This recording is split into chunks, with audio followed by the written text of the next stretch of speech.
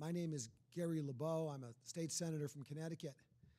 I'm also the co-chair here of the NCSL of the Labor and Economic Development Committee, and in Connecticut, I'm the chairman of the Commerce Committee. I want to welcome you. It's my pleasure to moderate this session today. It's often said that small business is the engine that drives our economy, and yet there are still many difficulties that small businesses face. This session is focused on small business growth and development and what we as policymakers can do to help foster that, and as a result, helping to foster jobs and the quality of life of our residents. We have three panelists today who will share their perspectives on small business development. The first speaker will provide a broad overview of specific areas in which state lawmakers can assist small businesses. The second speaker will focus on growing new small businesses at the community level, and our third speaker will focus on some resources that are available to help promote states with small business. John Lever is the chief economist for Thumbback, a 5-year-old San Francisco-based consumer service that helps individuals accomplish personal projects.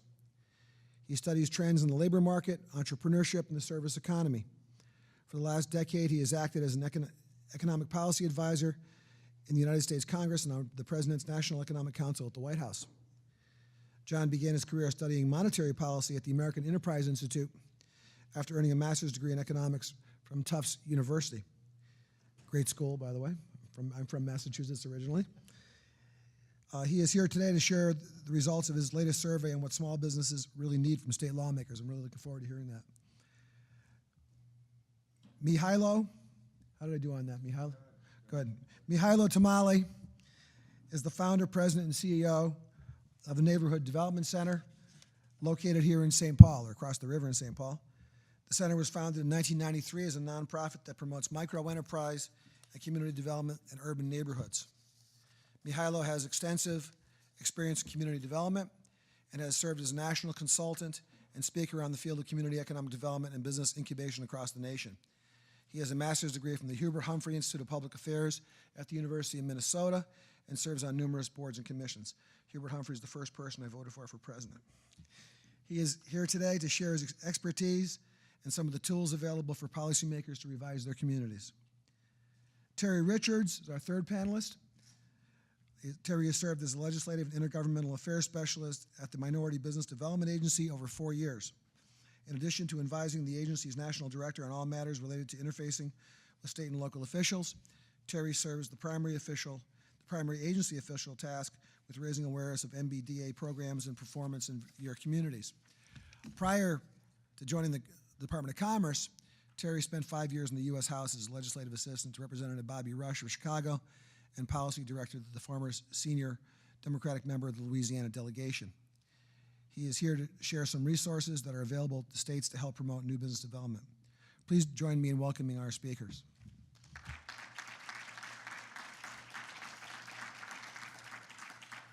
So, John, I think you're up first, and we're going to have you come up and say a few words. What we want to do is to try to keep as much time for.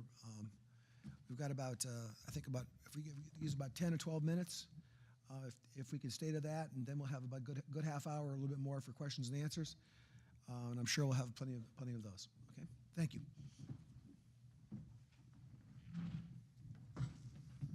Hi, let me make sure I got our technology right here.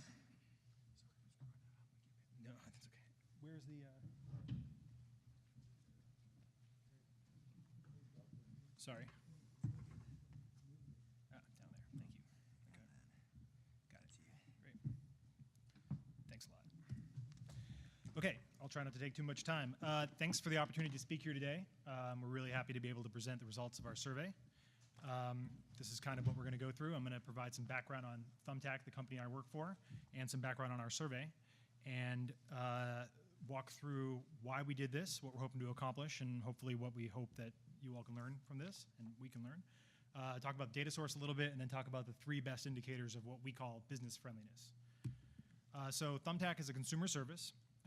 We're a private company. We're about 6 years old now.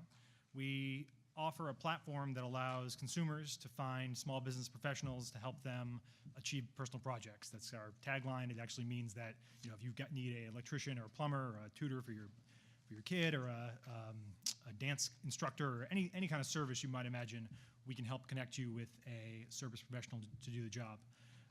We've connected people to start about 3 million projects per year.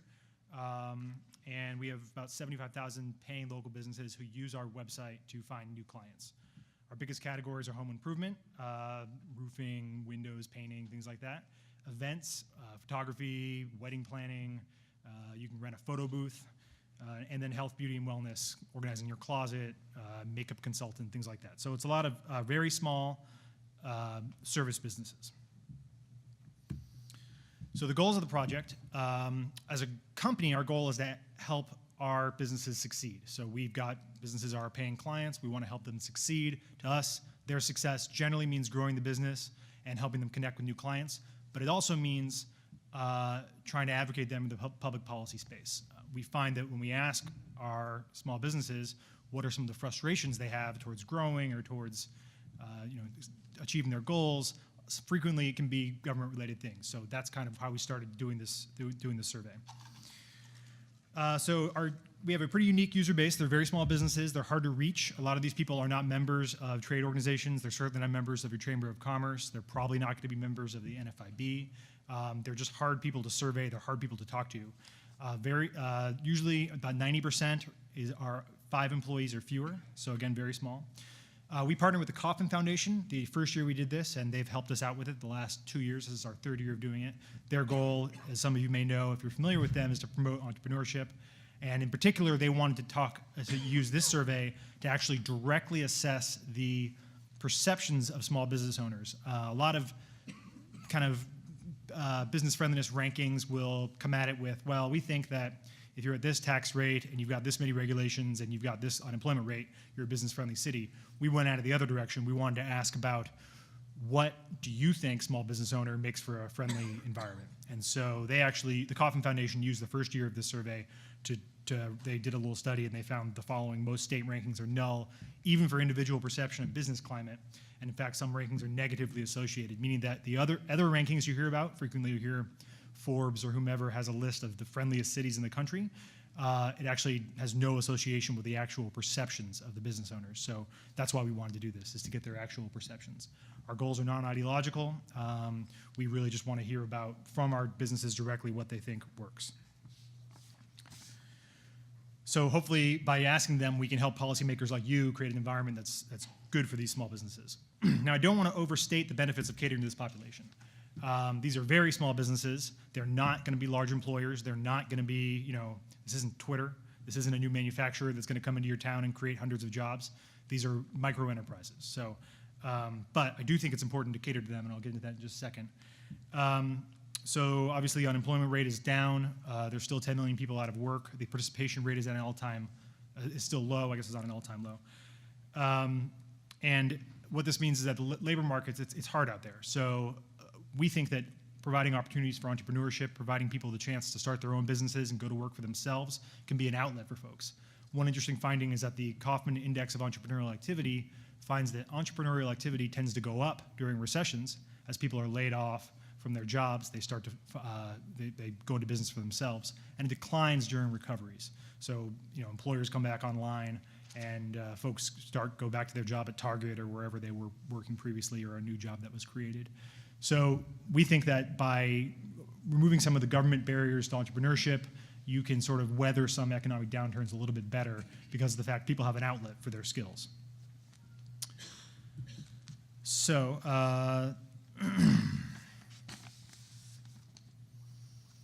So the methodology, we developed the questions with Kauffman. We posted the survey online, so these were all Thumbtack business users. We received 12,661 responses from all over the country, including the District of Columbia and Puerto Rico, and we received responses from all 50 states. And again, our goal is to hear directly from the service providers. So I'll just get to and the survey population, I'll describe that really briefly. 90%, 5 employees or fewer. This is consistent with sort of the mix of business size across the country. Our businesses tend to be younger. than businesses nationwide because they're using us as a marketing platform. The location is generally dispersed the way businesses are nationwide, and the political preference skews independents, but that's not actually particularly important for perceptions.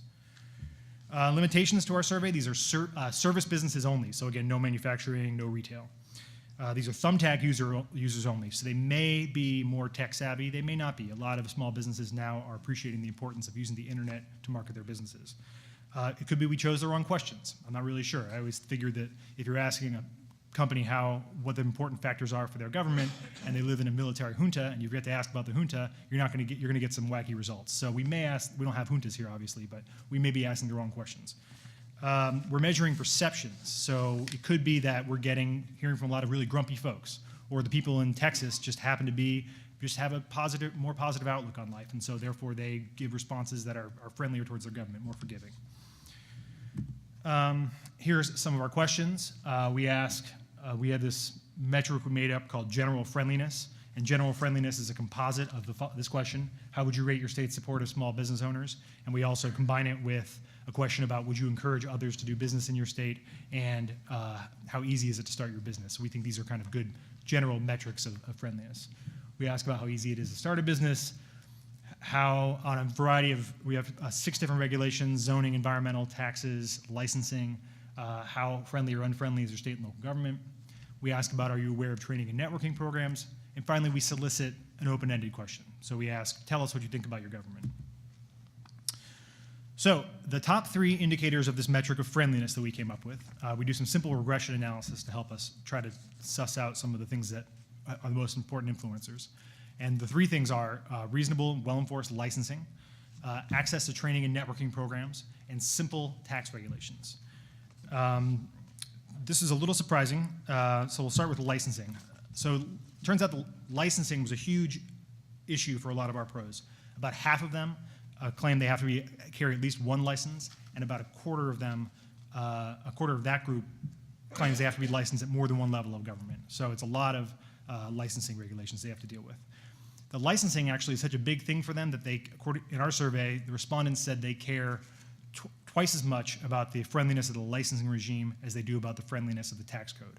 And really interestingly, tax rates, turns out, were not a statistically significant predictor of overall friendliness scores. So that could be because a lot of our businesses are smaller, but it also, when we ask them, what we hear is that, while it is money out of their pockets to pay taxes, the regulations entails a lot of time costs. So you've got to be down at City Hall pulling permits, you've got to be doing your training to keep up your license, and there's a lot of work that goes into that. And so the time cost of licensing is actually so high that it is twice the effect of the tax code. Now, we did hear 2 things on these licensing regulations. The first was we certainly have one group of pros who say government should just leave me alone, they should get out of my business and let me run things the way I want. The second group says, I absolutely understand the importance of licensing. I think it's important to protect my clients. I think it's important to keep shady operators out of the business, but the government is not enforcing these licenses. They're not enforcing the rules that they're mandating. So I'm paying all my fees, I'm paying all my taxes, I'm carrying all the insurance and have all the licenses I need, but I'm competing against guys that aren't. And they're undercutting me on price because of that, and it's really unfair. So enforcement was a really important ingredient here. So it's not just a matter of getting the licensing right. It's important that you also enforce the licenses. This is just that same chart. So you can see it actually makes a pretty big difference. So states where licensing rules are easy to comply with, the blue on the, they're much more likely to say your state is very supportive than states where complying with licensing regulations is difficult. So this is some more facts about our licensing. So licensing in general, I won't go into this, but there's a lot of research around this issue. There's many hours. Licensing rules vary by state, and a lot of hours are spent complying with licensing. And this is a statistic that was in The Economist a few weeks ago. 5% of the population worked in occupations covered by state licensing in the 50s. Today it's more than 35%. So there's obviously some public safety reasons for that, and in some cases licensing has just grown a little bit beyond where it needs to be. So another thing that was very important, small businesses appreciate training programs. The training programs, that could be because a lot of our population is new. 57% of our survey population said they were in business for themselves for the first time. So training programs, meaning things like the Chamber of Commerce, small business development centers, mentorship programs were cited. Industry-specific programs like North Carolina, the Film Agency was one specific example that jumped out at us. So businesses that were aware of these training programs were much more likely to say that their government was supportive. And what they want to hear are things like, how do I comply with the rules? Where do I get my business license? How can I meet other people in the industry? How can I help build a client base? So things like this, governments that provided that kind of support did much better in the survey overall. And another important factor is when we present these results, a lot of people say, well, our city's got great support programs, but I don't know why we get such a bad grade here. And the reason is a lot of the times these businesses aren't aware of them. Again, very difficult population to reach, very small businesses, sometimes they just don't know about this stuff. So taxes, we went through some of this. 64% of respondents say they pay the right share of taxes, which is surprisingly high for me. I was really shocked by that number. And even in high tax states, like Rhode Island, to give an example, this wasn't a huge thing. 53% said they pay the right share. So again, but the tax complexity, much more important than the tax rate. So how much time do I have to spend filing my taxes? How many layers of tax are there? Do I have to do it quarterly? All these things. Do I have to hire somebody to help me with my taxes? The answer is probably going to be yes. And also another factor, the larger the businesses in our survey, so the larger, as you climbed up the kind of the employee scale, you were much more likely to say that you paid too much in taxes. And also as you were more formally incorporated, so a sole proprietorship versus a C Corp, C Corps were much more likely to say my taxes are too high. So larger, more established businesses tend to have more complaints about their taxes than the smaller businesses. Finally, websites really mattered. So 55% said they used a website to comply with regs. Just using the website alone slightly increased the friendliness scores, but the experience really mattered. So it's not enough to just throw up a URL, say submit some forms here, and let people have at it. People who, you can see up there, people who said using the website was easy, 68% said the government was supportive. Of those who said the website was hard, 39% said the government was supportive. So if you're going to have a website, do it right. It's a lesson there, I think.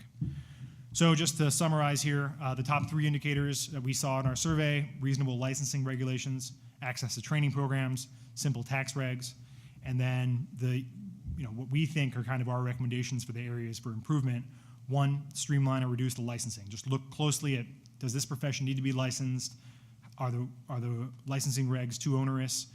Are they inconsistent with the county level licensing and the town level licensing? That's another thing we heard a lot, was say you're an operator in Montgomery County in Maryland and you want to do a job in Northern Virginia, but you're not legally allowed to work there because there's no reciprocity between the two states or the two counties. Huge issue for our pros. And in the more crowded, more sprawling metropolitan areas, it's even bigger. So definitely something to think about is how to harmonize between counties and between state and counties. Provide and publicize training programs, and finally, focus on allowing businesses to complete the regulatory and tax forms online. So if you want to learn more about the survey, you can go to thumbtack.com/survey, and we have state-specific results. That's kind of the shorthand there, thumbtack.com/MN for Minnesota, IL, VA, et cetera. So thank you.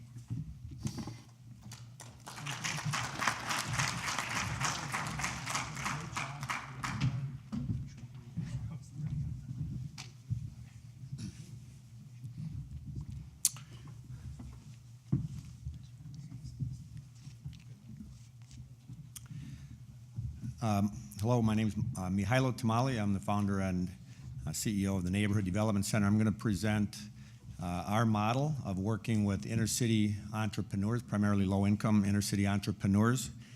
We've been doing this for about 24 years in the Twin Cities, and are now, we've brought our model to Detroit and potentially to Connecticut if Senator LeBeau is on our side. Of course. Yeah, he's waiting for us, so that's good. The focus here, again, is inner-city neighborhood entrepreneur development or inner-city neighborhood economic development. Our starting point is that in spite of all the publicized deficits of inner-city and low-income communities, these communities also have a tremendous number of assets, primarily beginning with the residents that live there. A high percentage of them have an entrepreneurial interest and entrepreneurial talent. And this is very often overlooked by policymakers and business development programs. Our model in general tries to capture that energy by finding these folks, connecting with them, learning from them about what it is that's keeping them from developing their dream of a business, and working through that with them over a number of years and in a community context, a community setting. One little snapshot at this point, we have over 300 of our entrepreneurs are open for business today in formerly vacant buildings in their own inner city neighborhoods of Minneapolis and St. Paul. These folks present then this fantastic opportunity to build their own community, both the economy and the social fabric from within.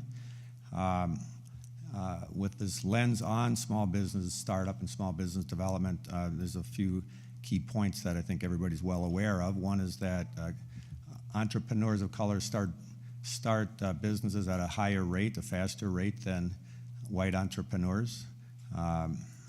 And in the Twin Cities and nationally, the percentage of the population of color is growing very rapidly. In the Twin Cities, it's projected to double by 2040, up to nearly 50% of the workforce. And that's obviously nationally true as well. In the world of small business, there are significant market niches, market opportunities, competitive advantages that these communities possess if they are given the chance or supported in their efforts to develop these opportunities. Some of these are products and services. Some of these are networks and marketing opportunities. Some of these are just customer service and customer experience advantages. We see this all the time in the work we do, and we can talk about that more if you're interested. So our overall strategy is developing these entrepreneurial oriented folks in their own community to start a business in their own neighborhood, not to take it outside of their neighborhood if we can possibly keep them in the neighborhood, and thereby sort of harness the impact that they bring for their own neighbors in their own neighborhood. You're probably pretty familiar with some of these barriers, many of these barriers. This is just a quick little list of them, but obviously for recent immigrants, language can be an issue. Access to capital is a very common issue. Relevant business knowledge, whether you're a new arrival or you've been here for 5 generations, there's a huge misconceptions in a lot of these communities about what it means to succeed in business. And so that's relevant business knowledge on another level.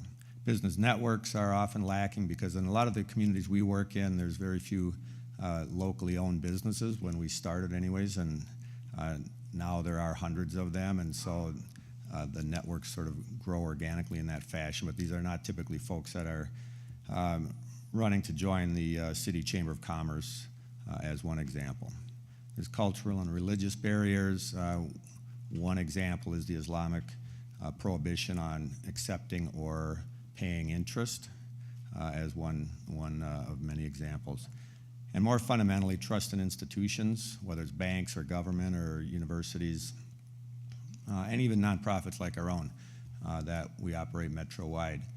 That's a profound issue that creates this huge barrier to even connecting with the folks in the first place.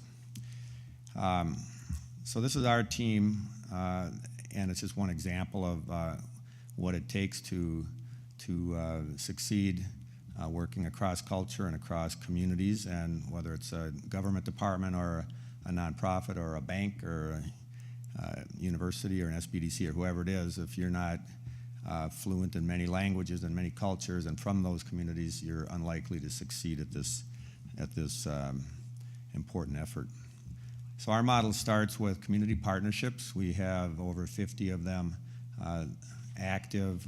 We rely on these community-based organizations to connect our services with what we generally call the underground entrepreneurs within their communities. These can be community-based groups that do economic development. They can also be churches or mosques. They can be an ethnic organization like the Somali Women's Association of Minnesota or whatever it may be. The services we provide are provided in their offices under their name. So the issue of trust is dealt with initially in that fashion. This is U.S. Senator Keith Ellison, by the way, in the upper left photo, visiting with one of our entrepreneurs and one of our community partners on the north side of Minneapolis about a year ago. The lower left picture is one of our training classes in South Minneapolis, and the one on the right is, I think it's a graduation of one of our Somali classes out in a Minneapolis suburb.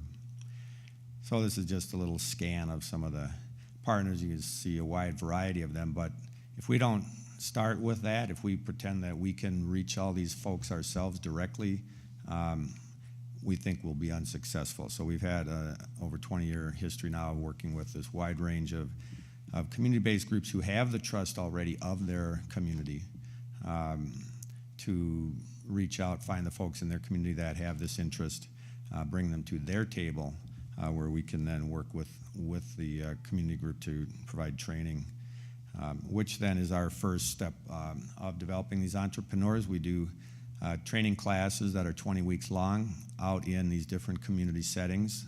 We do these in 5 different languages at the moment, train folks more or less in groups of 10 or 11, so they create a little peer group that can be sort of mutually supportive. They're in the offices of our community partner, which means that that community group can then try to land that entrepreneur when they launch their business in one of their own vacancies, et cetera. We do get some funding from the state of Minnesota for all of our work, including this training. Our next step then, when the class is over, they have their graduation, they have their business plan. And by the way, what the training is all about is to write a business plan for their own business idea. And if they can't speak English, we do it in their language. If they can't write, we basically write it for them, but they better know it from A to Z themselves. Our lending then, we're an SBA micro lender, we're an SBA Community Advantage lender, we're a CDFI lender with the U.S. Treasury Department. We work with state of Minnesota loan capital from the Urban Initiative Loan Fund, et cetera.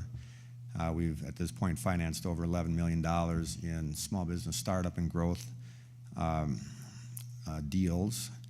We also innovated about 12 years ago, the first in the nation Islamically acceptable financing tool for small businesses, which is now utilized by the state of Minnesota and the city of Minneapolis. This fellow on the right just is all happy about his new truck, but that was an Islamically acceptable loan for the purchase of this tractor trailer. Basically our third step of our path with these folks is then ongoing business assistance. This is when the rubber hits the road, obviously, with each business. There's a tremendous learning curve that happens at that moment and for the next number of years. It's a kind of a lonely and intimidating path for anybody, especially people that are new in business. So we provide high-level professional assistance, again, in all these different languages and out in their own business location in a wide variety of business services, from books and record keeping to graphic design and branding, restaurant and food consulting, et cetera. We do this primarily at no cost, and again have some support for that from the state of Minnesota. And finally, the filling of vacant buildings, in particular along the major commercial corridors of our inner city neighborhoods, is real key to our strategy, because we're trying to stimulate broader sort of confidence in neighborhood economies and broader confidence in communities, the community's ability to succeed in business. So here you see 60% of our entrepreneurs that we've launched in business, which today are over 500, are open across our program.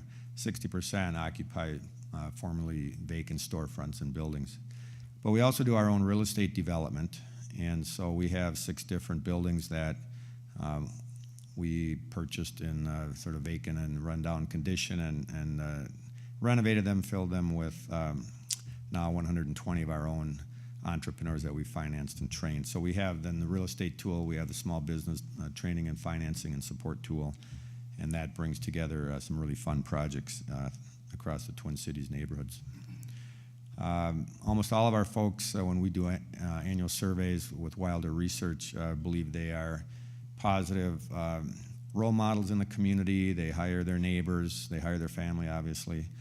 but almost 40% say that they serve in a leadership role in one of their community groups. So they're putting their entrepreneurial skills to use in additional settings, like could be their church board, it could be the baseball club that their kid plays in or whatever it may be. And then over half are serve as a community gathering place for their community. It could be a coffee shop or a restaurant, it could be a barber shop or a daycare, whatever, but that their community has a lot of opportunity to interact and network in that place of business, which, as you probably all know, is a very critical ingredient for community health outcomes that has been missing in a lot of our inner city neighborhoods as businesses and neighborhood schools and churches have fled to the suburbs over the last 4 decades. So in an aggregate level, our entrepreneurs now are putting back $73 million a year into the regional economy.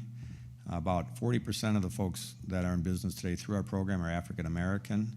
Another 40% are recent immigrants from various countries. There's almost 2,300 jobs that are currently filled by folks from the community in these businesses at an average hourly wage of nearly $12 an hour. So it's not great pay, but it's better than minimum wage. So finally, how we work with the state. We've received over $2 million in loan capital from the state of Minnesota, the Department of Employment and Economic Development, known as DEED. They've funded our training and technical assistance programs. They've funded our business incubators. And they recognize the need for the kind of program we offer, and other organizations offer similar programs in the Twin Cities with different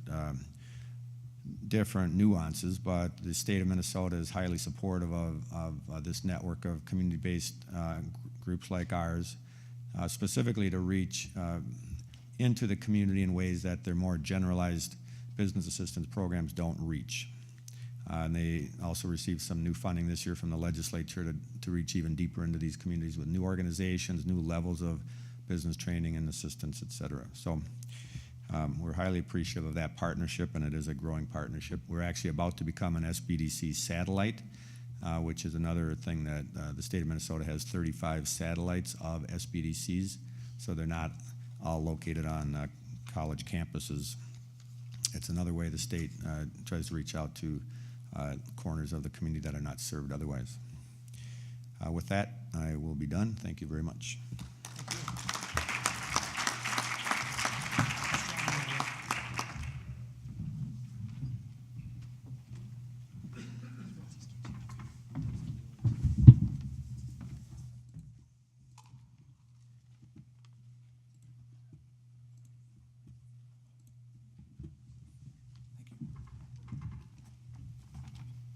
Good afternoon. Ronald Reagan used to say that these were probably the 9 most terrifying words in the English language, but I'm going to take a chance anyway. I'm from the government, and I'm here to help.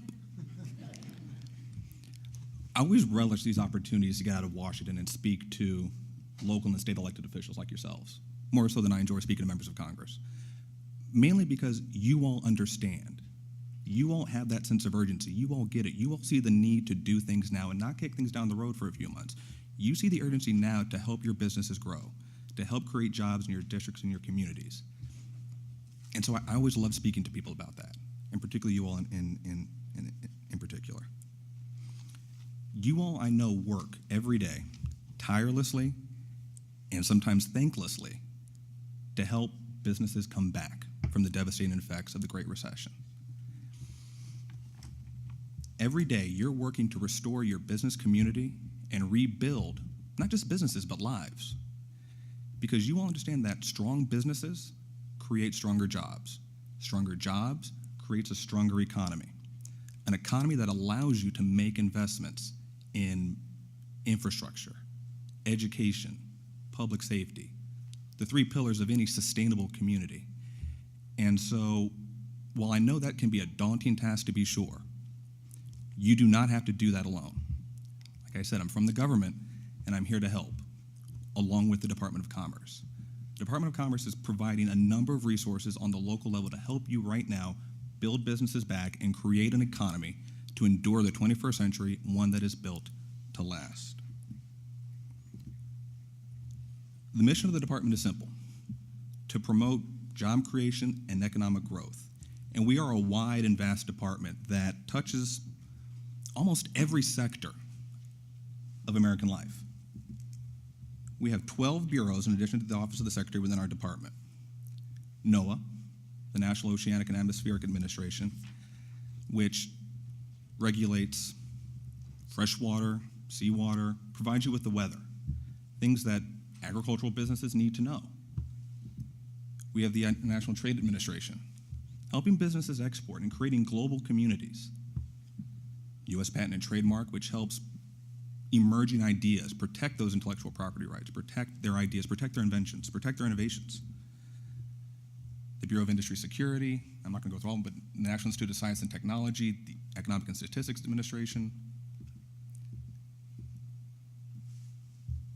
the Bureau of Economic Analysis, EDA, the National Telecommunications and Information Administration, which regulates things like the internet, airwaves, and then finally my agency in particular that I represent, the Minority Business Development Agency. Our focus under our current Secretary, Penny Pritzker, is simple. We have an open for business agenda, emphasizing the point that the department touches the daily lives of every single American. And we're focusing on these four in addition to one other major piece: trade, innovation, data, and the environment. And also operational excellence, because we realize that there's that view that government is not efficient, and we need to work to improve that. And our secretary has made that a top priority for her. So some of the resources that we're providing to you on a local level: one, investing in communities manufacturing. The manufacturing sector took a particularly difficult hit during the Great Recession, and we want to bring that back. Manufacturing supports almost 6 million jobs in the United States. We need to support that more. Two of the bureaus in particular that are working towards this are the Economic Development Administration and the National Institute for Standards and Technology. EDA is launching the Investing in Manufacturing Communities Partnership, which was launched in 2013, and encourages communities to develop long-term strategies for growth in the manufacturing sector to help strengthen their competitive edge.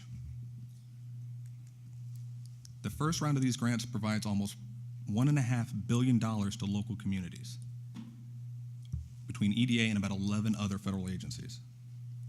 And while we've just concluded the first round of those grants, there is a second round coming up. And I encourage you to continue to check EDA's website, which is eda.gov, for more information on those round of grants.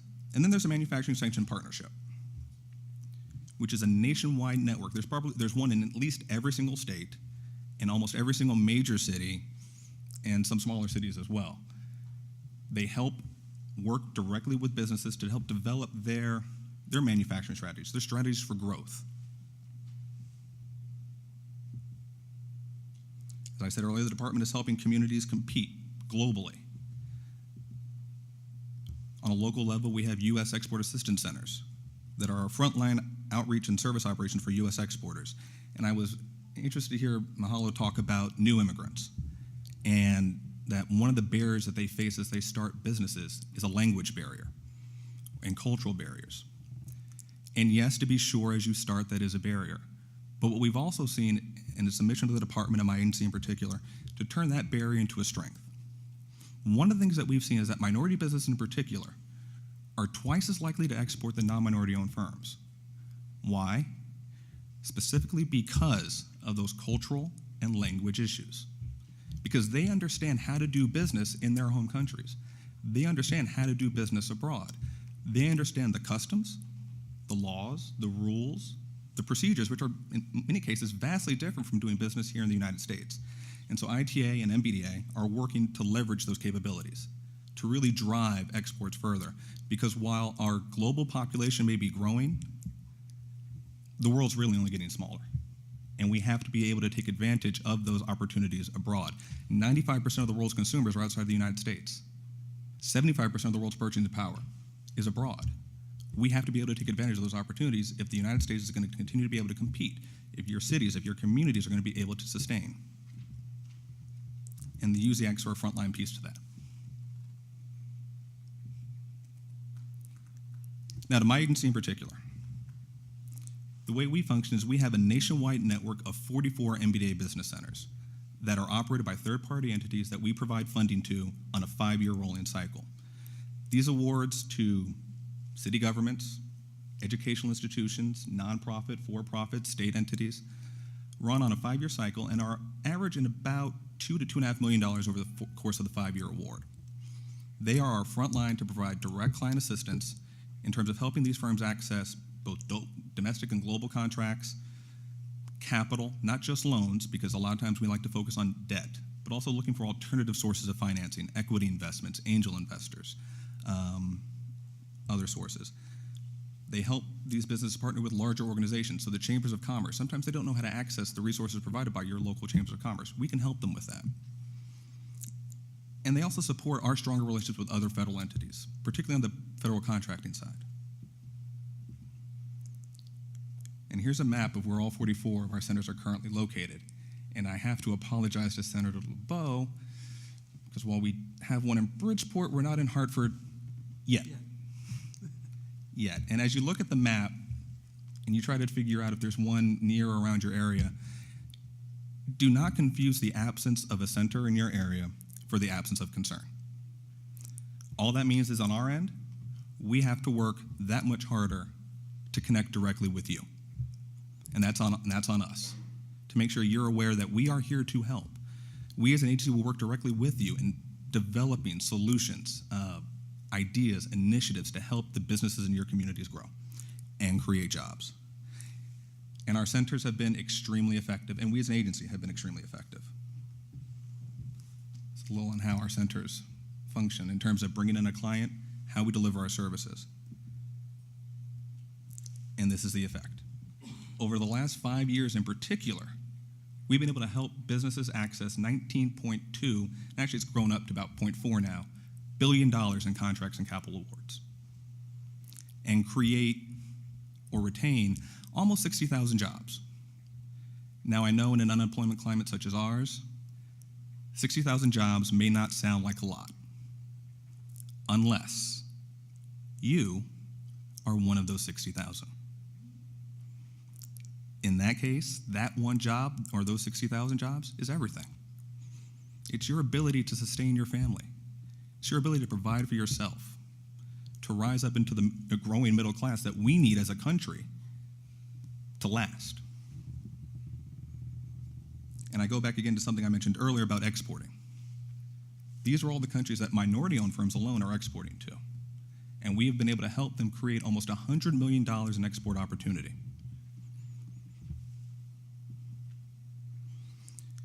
This is an example of a little closer-up view of the state of California, where we happen to have 4 MBDA business centers, mainly just because California is so large. This gives you an idea of, some of where our centers are, how they operate. Anybody in here from California? No? That's unfortunate. But kind of where we are. I say again, though I'm from the government, we are here to help. We have the tools to help you. And what we recognize is that growing businesses is not just one person's responsibility. It is very much a joint venture. And we want to be able to partner with you in that joint venture. We want to be your partners for growth, your partners for progress, and we hope that you'll engage us. Thank you.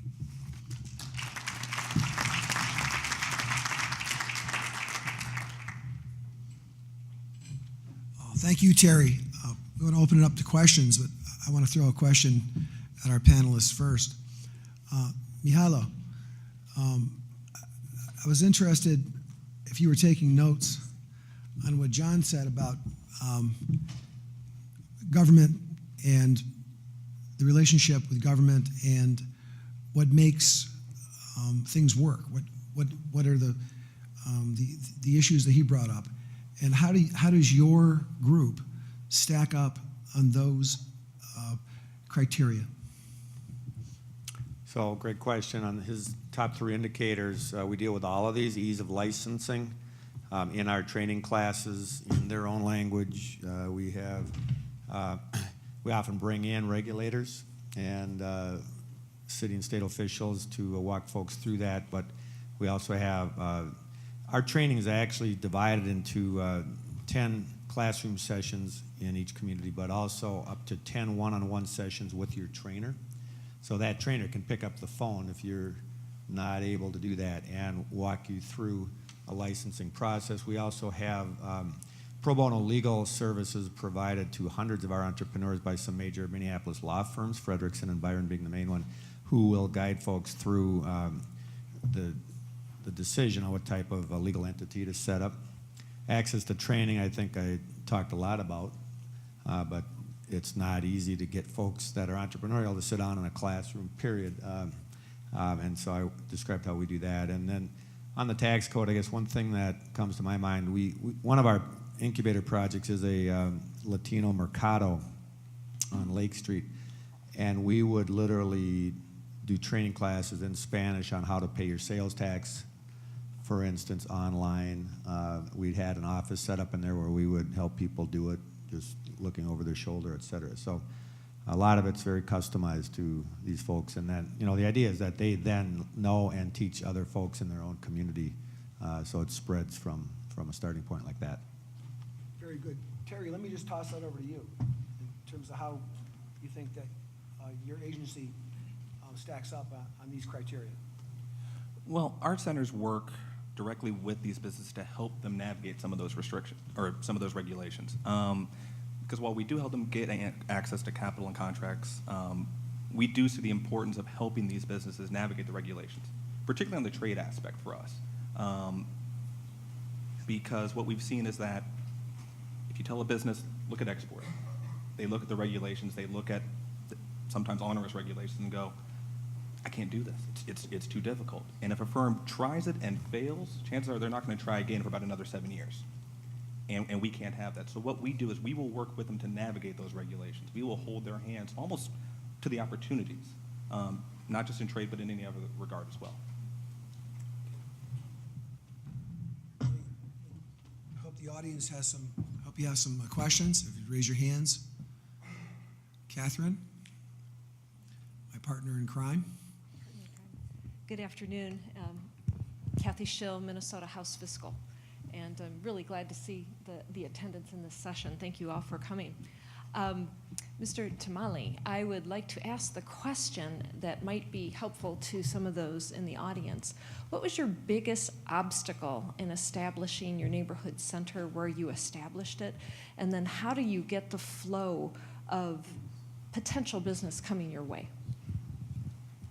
The biggest obstacle was spending enough time listening to folks in the community and have them really help develop and design what we're doing.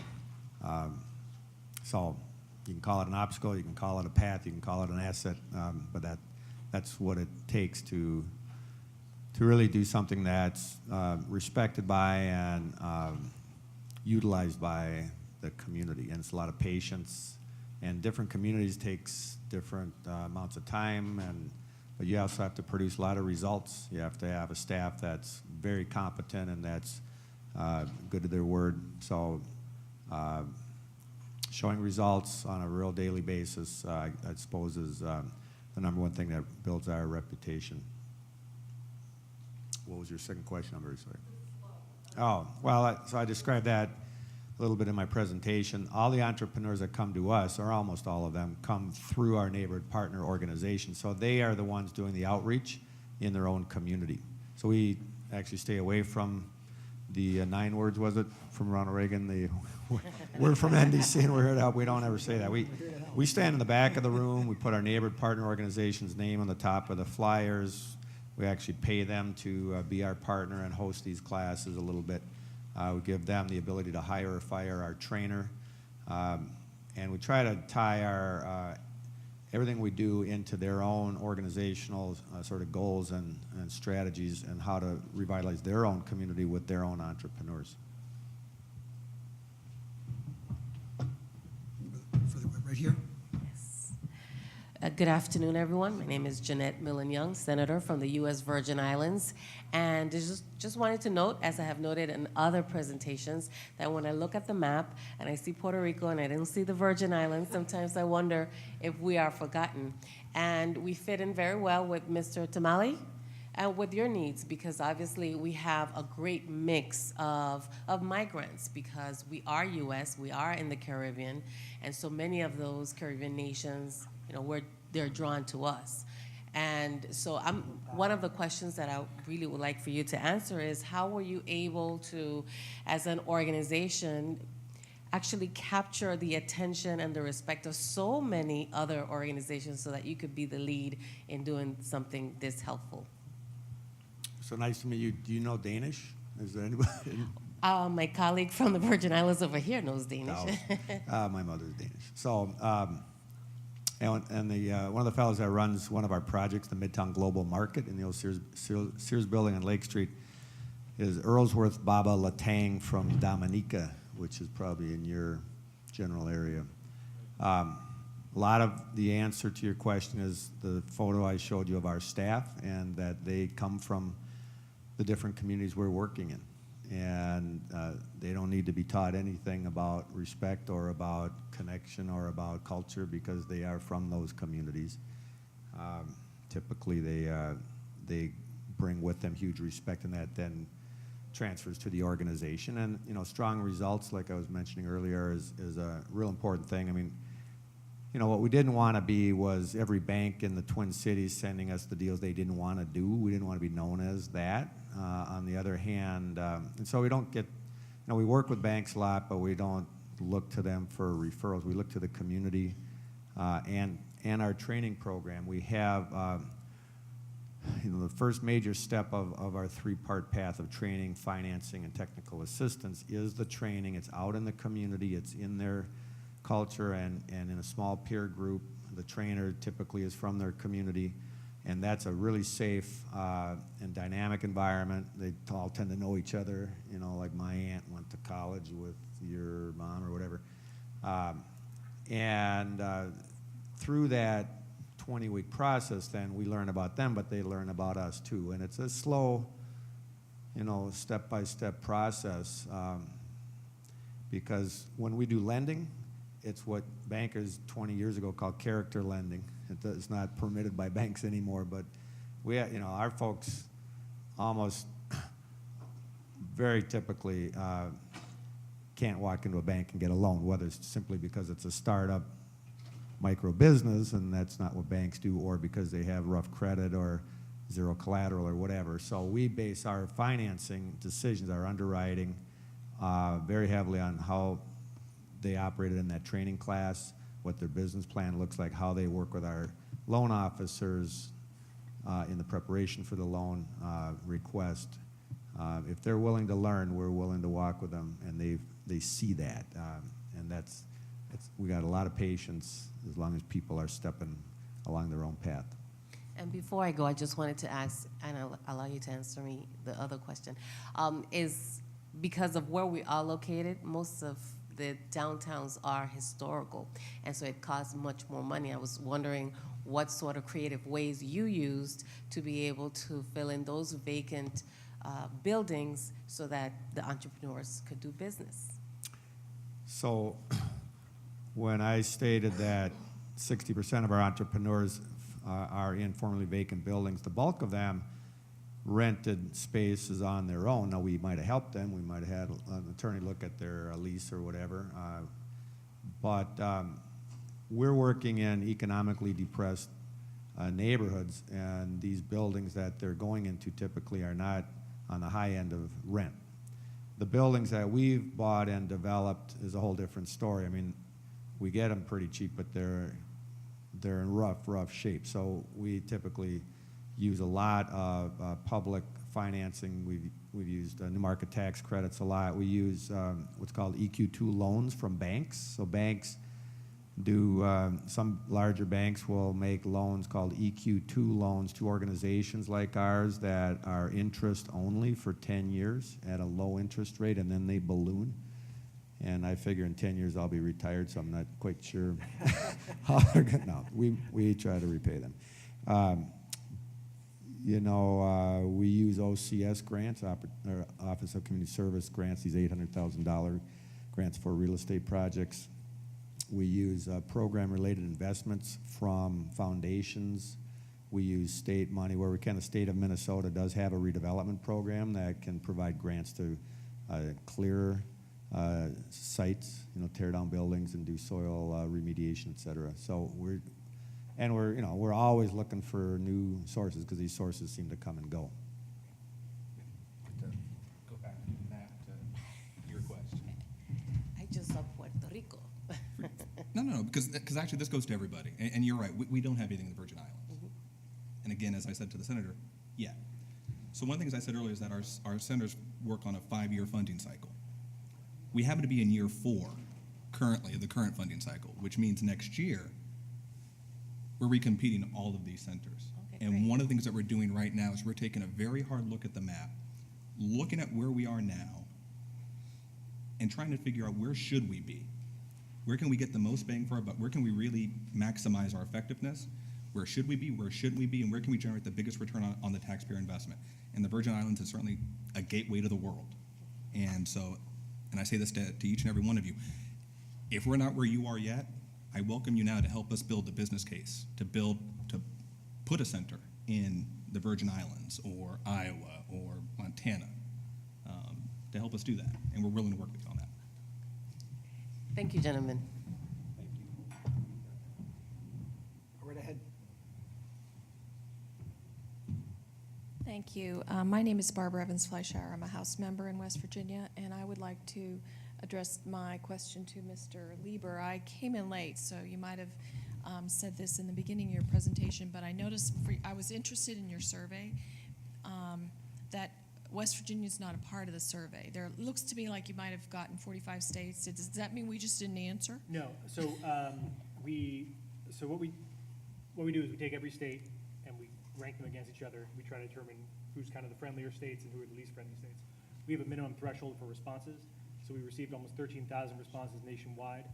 In West Virginia, we got 17, and we try not to draw any inferences from such a small sample, so we set the cutoff at 30. So any city where we got over 30 responses, any state where we have over 30 responses, they have their own kind of rundown in our survey. But West Virginia did not qualify. I'd be happy to share with you the responses that we did get from there if you're interested. We have them all. Well, I was sort of interested in replicating it. Is your survey copyrighted? Because we're doing, in our legislature, in the House, we are doing town hall meetings with small businesses regionally, and that might be a good model for us to, test the temperature. Yeah, we'd be thrilled to talk to you about that. I think that'd be Okay, great, thank you. Just a comment, from my knowledge of small businesses, that's one of the major problems they have is you send them a questionnaire. That's time. Time is money, and it's difficult for them to find the time to actually do the questionnaire. So the response rate. So the response What was your response rate overall? It's actually not, so 70,000 businesses saw the prompt, or sorry, that's not accurate. The prompt was shown in rotation with other prompts on our website. So it was some fraction that I actually don't know of 70,000 businesses over this time period, over the survey period, and we had 13,000 nearly complete responses to it. But it wasn't, 70,000 is not the right denominator because I think there was at least 2 or 3 other prompts. So the response rate was at worst in the teens percentage-wise, and at best was above 50. That's I guess from my knowledge of response rates, that's pretty good. We think so, yeah. I mean, it's a pretty large sample, too. So. Yep. A question over here? Yes, my comments would be to Mr. Richards. I noticed on your map of where you trade, I don't recall seeing Mexico in there, but I know Canada wasn't, and I was just wondering why that was. Do you not trade in those immediate countries?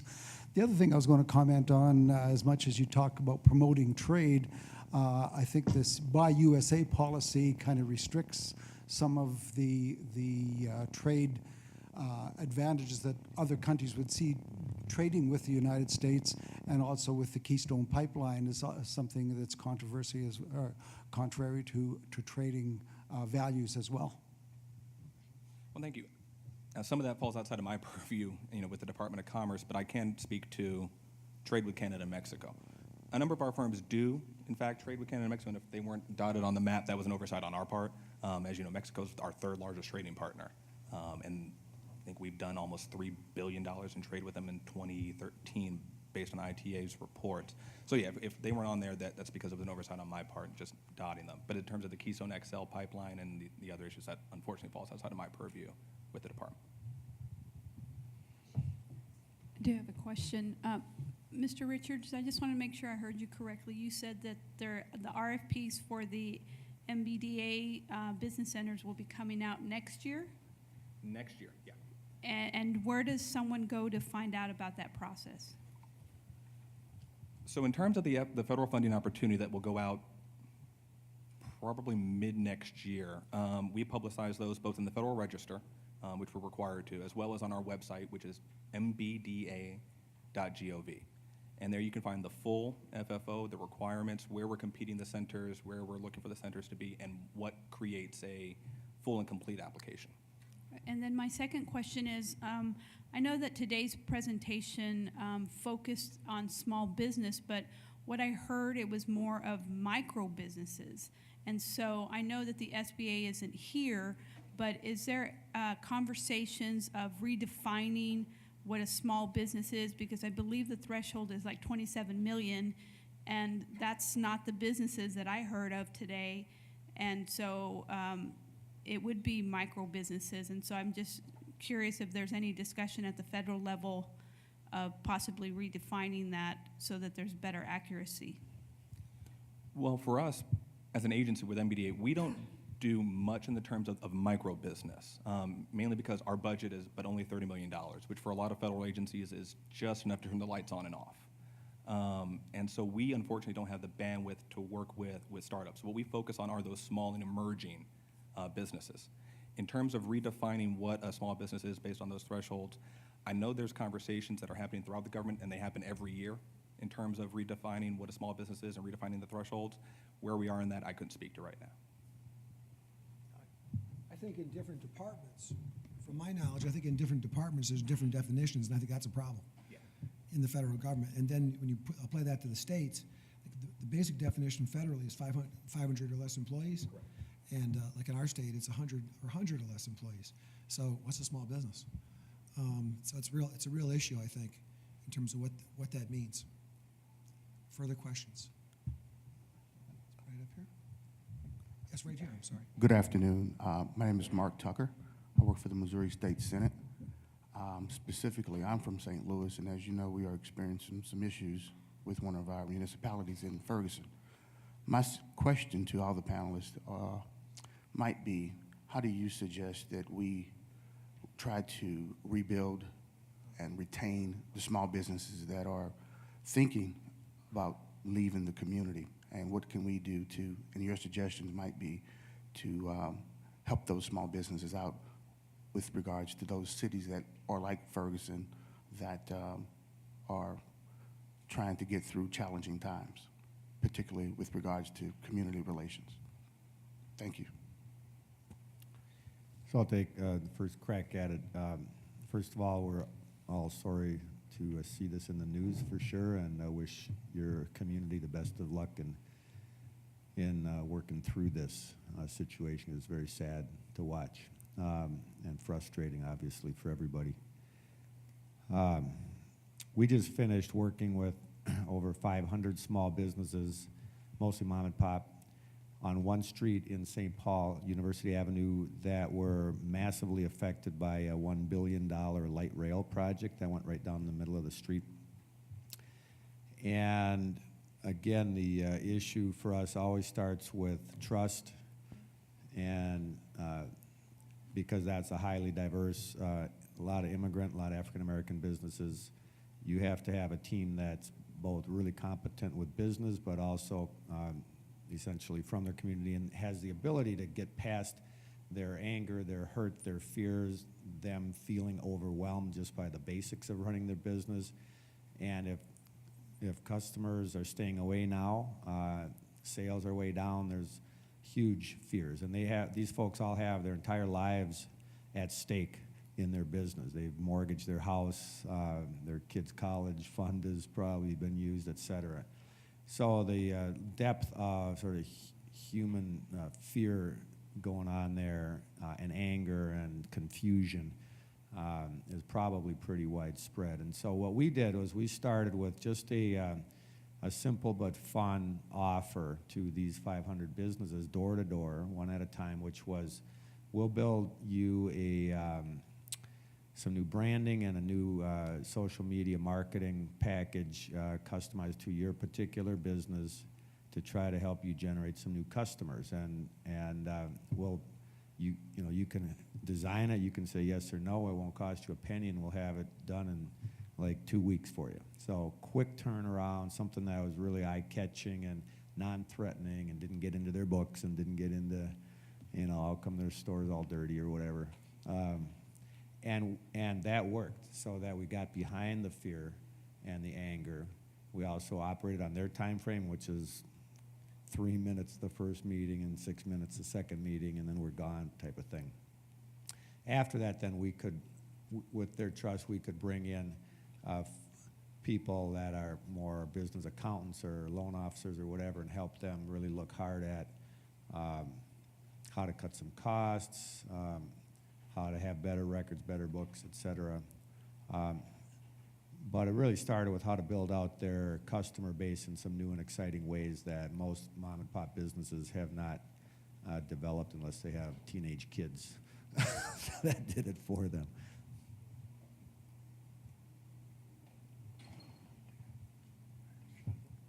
From our angle, it has to be an all-encompassing approach. Like I said, building businesses is not a one-person thing. It's very much a joint venture operation. So it's got to be all-encompassing, both on the city level and the state, and bringing in community-based organizations such as NDC here in Minneapolis, for example, as well as the chambers of commerce, and bringing them all around the table and trying to, one, build back the trust, as Mahalo said, and then also working with, from our end, the department, where we're committed to building back the businesses. The Small Business Administration is committed to building back the businesses that were there, and there are a number of resources within SBA, within Commerce at EDA and MBDA to help them build their lives back up. And then the department will also work with you to help attract businesses back in. But as you said, the first step is really restoring that trust in both the safety of the community and, as the president says, healing those wounds. I just want to add, I think Terry's comments in terms of bringing everybody in, I think you were talking in a sense about all the different levels of government. I would also say you have to involve your educators, your schools, your health community, and virtually every community group that exists. And I think you've got a lot of talking in front of you, and a lot of need to let the steam out of the kettle, and then fill it back up with hope and trust. Further questions? Back there. This question is for, my name is Jared Esselman, I'm from Jared. Maryland. This question is for John, but also the other panelists. You mentioned that the complexity of tax law is more important than the tax rate itself. Do you have any prescriptive advice for simplifying tax law so that it's friendly for small businesses? So we collected a number of anecdotes from our professionals. I could share those with you. They're only so helpful. I mean, we're not on the ground. We're serving a really large number of municipalities, so it's hard for us to kind of get in the weeds on the different levels of things, different kind of burdens. The most common complaint, I think, was just the time. So computer instructor in Ohio told us getting our sales tax account set up was pretty straightforward with a great online system for managing and paying taxes. So I think going online is a really hugely important thing. If you have a portal where it's clear to understand, you can go online. If it's quarterly, you can go every quarter or whatever it is. I think that's a very important. Massage therapist in Wisconsin told us that tax forms have been labor intensive in the past, but Wisconsin has implemented a new website that's very user friendly.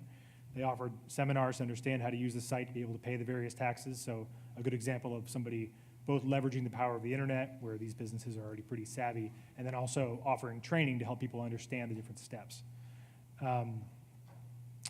Face Painter, which is a category that we do, it's under the events, in Fort Lauderdale said, the main issue in my business is getting the correct licensing and tax information. The tax office is very helpful in helping you set up your tax ID, which is a challenge we heard a lot about. And they email you regularly with updated tax information. So those are some of the positive stories that we heard. Another thing that I think is really critical is a lot of times the businesses don't know who to call. So if you have a tax problem, you're gonna call the IRS. Well, the IRS can't help you with your state taxes. And so, but also across the different levels of government, there's not a lot of coordination. So not only can the IRS not help you, they don't know where to tell you to go. So coordinating between different state, federal, city agencies, I think is also helpful so that the information is consistent across the board. So those are just some ideas of anecdotes that we took in. Let me just add one pretty obvious one, but multiple languages really matters, because a lot of the more recent immigrants, especially older folks, don't speak English very well that we work with, and they can't access these forms at all, except through an accountant sometimes, but they don't always use them either. Mihailo, let me follow up on a question that I wanted to ask. When I was listening to you speak earlier, I was struck by the fact that in many states, what you're doing is actually done by the state itself. Could you comment on where the division, where you think the state should end, and like nonprofit groups like your own should begin? Well, it works pretty well here in Minnesota, where the state provides some of the resources, as does philanthropy, as does the municipal level of government and the federal level of government. The banking sector is heavily involved. So, those are kind of the key sectors that we work with. I think I think the main message I was giving is that the state can't reach these folks any better than a city government could or U.S. Bank could, not to knock any of them, but this issue of trust and getting around the various barriers is very fundamental to the starting point of this equation, and the state government is not at a scale or equipped to solve that. They need a network of groups that are capable of that, and So- they need to help support that network. So push it down to the local level if you can. That's right. Okay. Last question? Well, yes, I have a question. I'm NCSL staff, so I do have some handouts from the Neighborhood Development Center, but I've also had a couple requests for your PowerPoint, so can I ask you, will you make those available to us, and then we will put them on our website?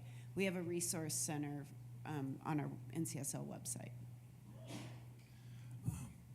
Thank you, Mandy, and let's give our panelists a round of applause and a great thank you for very interesting. Thank you for being here today.